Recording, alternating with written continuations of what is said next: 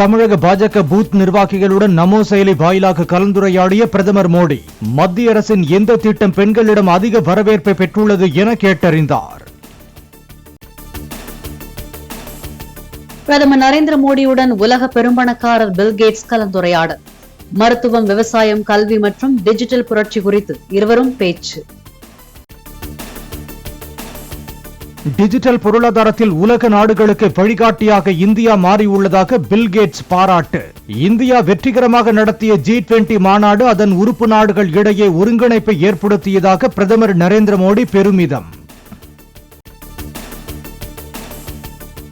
தமிழக கலாச்சாரத்தை பிரதிபலிக்கும் வகையில் தூத்துக்குடி முத்து மற்றும் நீலகிரி தேயிலையை பில்கேட்ஸ்க்கு பரிசளித்த பிரதமர் காஷ்மீரின் குங்குமப்பூ மற்றும் பாஷ்மீனா சால்வையையும் வழங்கி கலந்துரையாடல். 1823 கோடி ரூபாய் அபராதம் செலுத்த கோரி வருமான வரித்துறை நோட்டீஸ் அனுப்பியதற்கு காங்கிரஸ் கண்டனம். காங்கிரஸை ஒழிக்க பாஜக பயன்படுத்தும் வரி பயங்கரவாதம் என கட்சியின் மூத்த தலைவர்கள் பேச்சு. 1823 கோடி ரூபாய் செலுத்துமாறு வருமான வரித்துறை நோட்டீஸ் அனுப்பியதை கண்டித்து காங்கிரஸ் கட்சி நாடு தழுவிய அளவில் போராட்டம்.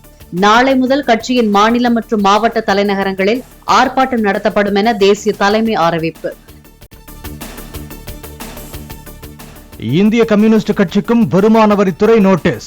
பழைய பான் எண்ணை பயன்படுத்தியது தொடர்பாக 11 கோடி ரூபாய் அபராதம் மற்றும் அதற்கான வட்டி பாக்கியை செலுத்த உத்தரவு. மத்திய உள்துறை அமைச்சர் அமித்ஷா ஏப்ரல் 5ஆம் தேதி கன்னியாகுமரி மாவட்டம் தக்கலையில் ரோட் ஷோ நிகழ்ச்சியில் பங்கேற்பு.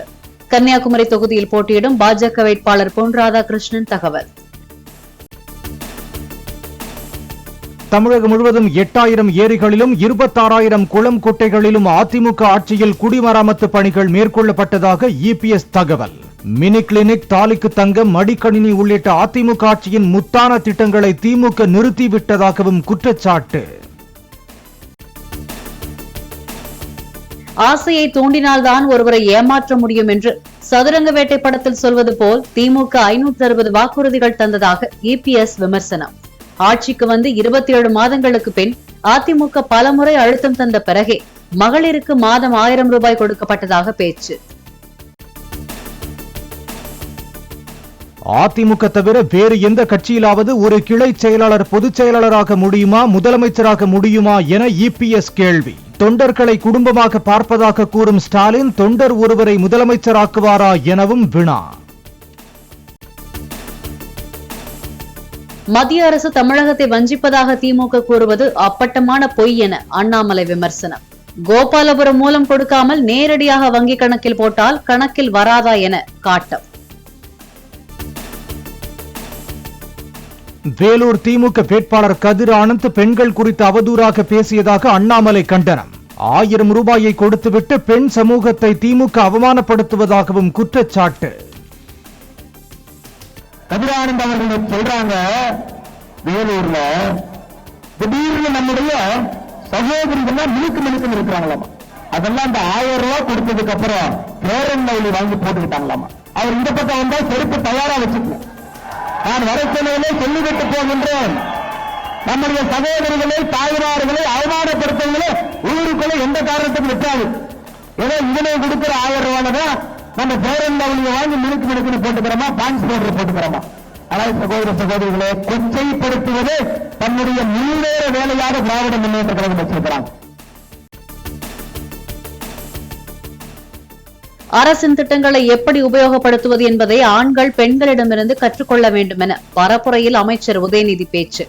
சென்ற முறை சேர்ந்து நின்ற எதிரிகள் இந்த முறை பிரிந்து நிற்பதால் கூடுதல் வாக்கு வித்தியாசத்தில் வெற்றி பெற வேண்டும் என உதயநிதி பேச்சு.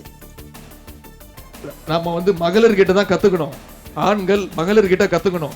அதாவது ஒரு திட்டத்தை அரசு உறுதிப்படுத்துச்சுன்னா, அமல்படுத்துச்சுன்னா அதை எந்த அளவுக்கு உபயோகப்படுத்தணும்னு மகளிர் கிட்ட தான் நம்ம கத்துக்கணும். ஏன்னா இப்ப அவங்க தான் பஸ் ஓனர்ஸ். எங்க வேணா ஏறிக்கலாம், எங்க வேணா இறங்கிக்கலாம்.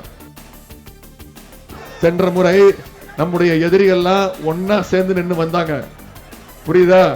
இன்னைக்கு எல்லாம் பிரிஞ்சு நிக்கிறாங்க. எனவே குறைந்தது 10 லட்சம் நீ சொல்லிட்டு போயிருவேன், அதெல்லாம் நம்ப மாட்டேன். எந்த சின்னத்தில் போட்டி என்பது குறித்து நாளை தெரிவிக்கப்படும். திருச்சி தொகுதியில் மதிமுக சார்பில் போட்டியிடும் துரை வைகோ தகவல். மோடி மீண்டும் பிரதமராவதை எந்த கும்பனாலும் தடுக்க முடியாது என டிடிவி தினகரன் பேச்சு. பாஜக அமமுக இடையேயான கூட்டணி இயற்கையாக அமைந்த கூட்டணி என்று மதுரை கூட்டத்தில் கருத்து. கோயம்புத்தூரில் அதிமுக வேட்பாளர் சிங்கை ராமச்சந்திரனை ஆதரித்து பிரேமலதா விஜயகாந்த் பரப்புரை. திமுக ஆட்சியில் ஆலைகளை மூடி கட்டிடங்களாக மாற்றிவிட்டதால் வேலைவாய்ப்பை கேள்விக்குறியாகிவிட்டதாக குற்றச்சாட்டு. பிறை தென்பட்டு ஏப்ரல் 12ஆம் தேதி ரம்ஜான் பண்டிகை கொண்டாடப்பட்டால் அன்றைய தினம் 10ஆம் வகுப்பு பொதுத் தேர்வு நடைபெறாது. மயிலாடுதுறையில் காங்கிரஸ் வேட்பாளர் சுதாவை அறிமுகப்படுத்திய பிறகு செய்தியாளர்களிடம் பேசிய பள்ளிக்கல்வித்துறை அமைச்சர் அன்பில் மகேஷ் தகவல். பெங்களூரு உணவக குண்டுவெடிப்பு குற்றவாளிகளாக சந்தேகிக்கப்படும் 2 நபர்கள் குறித்து தகவல் கொடுத்தால் 20 லட்சம் ரூபாய் பரிசு. இருவரின் புகைப்படங்களையும் வெளியிட்டு தேசிய புலனாய்வு முகமை அறிவிப்பு.